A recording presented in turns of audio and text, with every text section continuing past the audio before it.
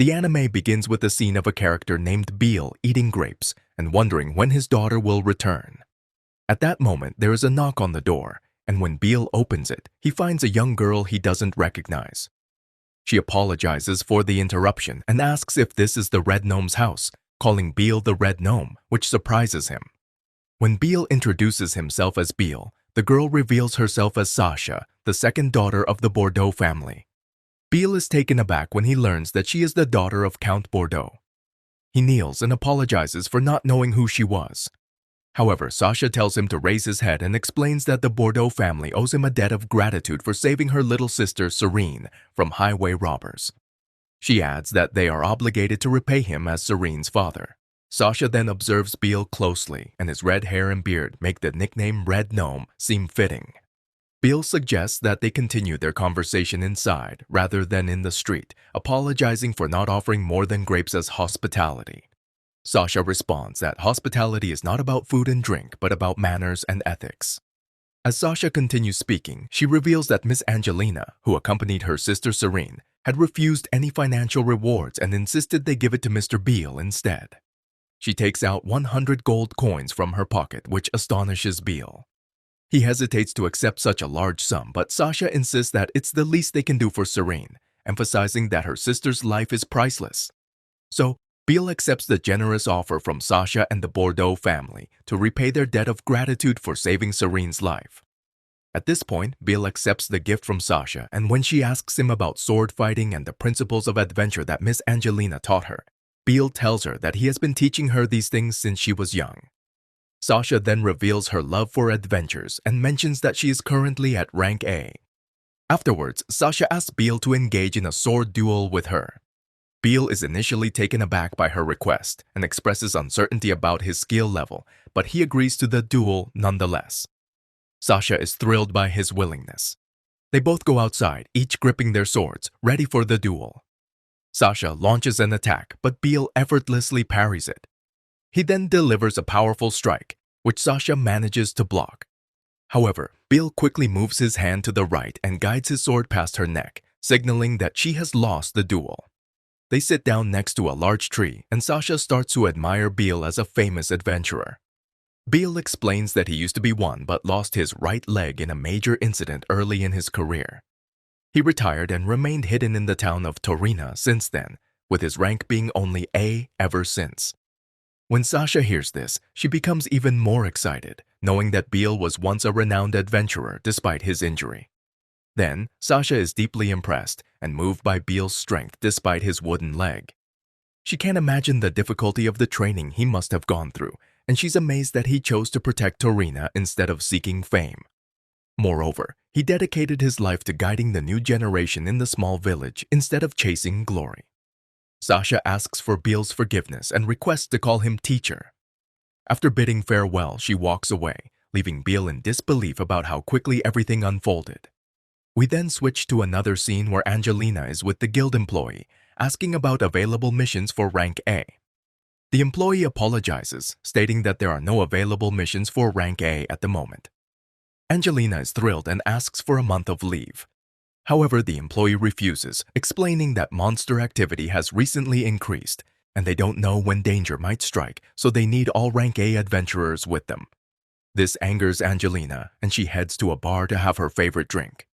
Her friend Miri notices her distress and inquires. Angelina tells Miri that she doesn't need these short breaks. She wants a proper vacation to return to Torina and spend time with her father. Miri tries to calm her down as if she were her father, but tells Angelina it's impossible for her to take her father's place.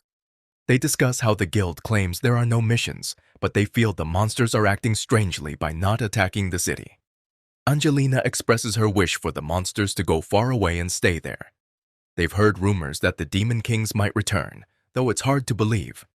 However, the increased monster activity is undeniable. Angelina wonders about the cause of the Demon King's return, and Miri informs her that they are the 70 Demon Kings created by the great sorcerer Solomon, who was a master of all forms of magic and alchemy. Solomon, the great sorcerer, indeed created many enchantments and useful tools. However, his immense power led to a thirst for power and control. He created immortal compounds called homunculus and used them to attempt to rule the world. Eventually, he lost his sanity and became consumed by magic in the later stages of his life. He disappeared into the depths of time and space. During that time, the homunculus, left behind by Solomon, went on to destroy many countries until a blessed hero was tasked with protecting the land. The hero traveled to subdue the homunculus and bring an end to the chaos. It's said that the homunculus are demon kings, but since it's a legend, no one can confirm more than that. Miri continues her story, mentioning that there's a suspicious group trying to resurrect the demon kings lately. This troubles Angelina because if the demon kings return, it would be difficult for her to take her vacation. However, Miri laughs and assures her that she can defeat the demon king herself, boasting about being the daughter of the red gnome, Beelgriff. Meanwhile, back in the guild, a guild employee enters and informs Angelina that they've witnessed a creature called Wyvern, and she needs to handle the situation. Now, we shift to Beelgriff in his city as they prepare for a big celebration. He talks to the city's leader, asking if they need his help, but the leader insists that the youth must learn by doing the work themselves. Beelgriff's friend Carrie inquires about his daughter, and Beelgriff doubts that she will come, as he's heard about many emergencies. Suddenly, a girl interrupts their conversation and asks if he's the red gnome. Beelgriff confirms that he is, and she mentions that his daughter accompanied her on a journey the previous day. She praises his daughter's bravery for saving people from highway robbers, as expected of a warrior with black hair. Beelgriff is overjoyed by Angelina's actions. Then, a carriage arrives and a beautiful girl steps out, apologizing for the interruption.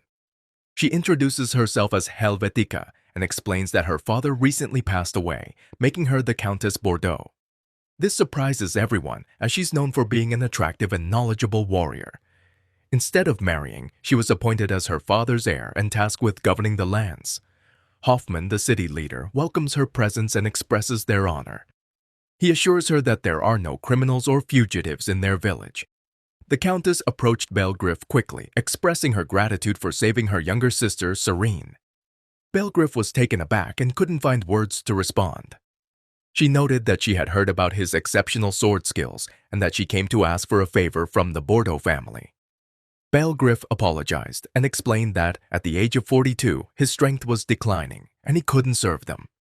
The Countess mentioned Sasha's defeat and the offer of a substantial reward, but Beelgriff still declined. She persisted, telling him that his stubbornness matched his strength. Beel replied that he had always been this way. She warned him that if he didn't cooperate willingly, they would take him by force, willing to do whatever it took to make him serve her family.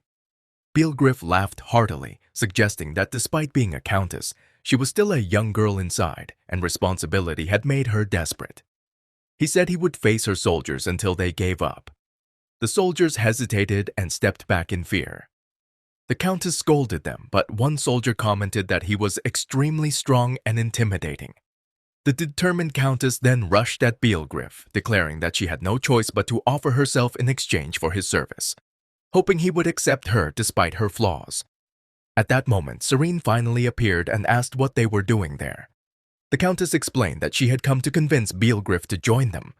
Serene then ordered the soldiers to put the Countess in the carriage and lock it. She apologized to Beelgriff for her sister's actions, expressing her gratitude for saving Angelina's life and taking her to see their father before his passing. Beelgriff assured Serene that he was not upset at all, and she thanked him for saving her sister. She explained that she held him in high regard but couldn't control herself when she heard about his exceptional talent. Serene then called for her sister to be released from the carriage, promising not to repeat her actions. However, Serene became very angry and insisted that she wouldn't release her until they reached their destination. Beelgriff reminded them that if they left now, darkness would descend upon them, and it would be safer to stay. He mentioned that they were hosting the autumn festival that night and extended an invitation to the Countess and her family, hoping they would join. The village chief agreed and expressed his honor at having the Countess's family with them. Serene reluctantly agreed to stay the night, and Beelgriff made it a condition that Helvetica be released from the carriage. Helvetica was grateful and wished to become part of the Bordeaux family, which angered her sister, Serene, who scolded her for her impulsiveness. Later, Beelgriff took the children to explore the village. In another scene, Angelina and the two individuals asked if they had defeated monsters before. The red-haired girl, who had dispelled the enchantment around Mary, confirmed it. They inquired if the guild had any idea about the sudden increase in monster appearances. Angelina explained that the guild was unaware of these adventurers sent to investigate the cause and that they struggled to handle the large numbers of monsters. The girl with the hat, named Mary, mentioned that many adventurers were leaving Orphan because they disliked dealing with the overwhelming monster population. She stated that their numbers would soon dwindle. Angelina then revealed her brilliant idea. She would request her father to come to Orphan and resume his role as an adventurer. Everyone was surprised by the proposal, and Angelina explained that she had informed the guild's leader about summoning retired adventurers. The two girls expressed their belief in their father's strength and their anticipation of solving the adventurer shortage issue, which would allow them to meet their father and Torniera at the same time. Enraged, Angelina hits her head and scolds herself for not thinking of this earlier. However, she acknowledges that she feels her father and Torniera are inseparable.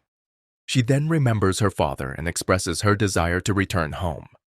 The merchant girl with blue hair calls out to her, thanking her for her assistance earlier and revealing that she visited Torniera during the autumn festival and met her father there.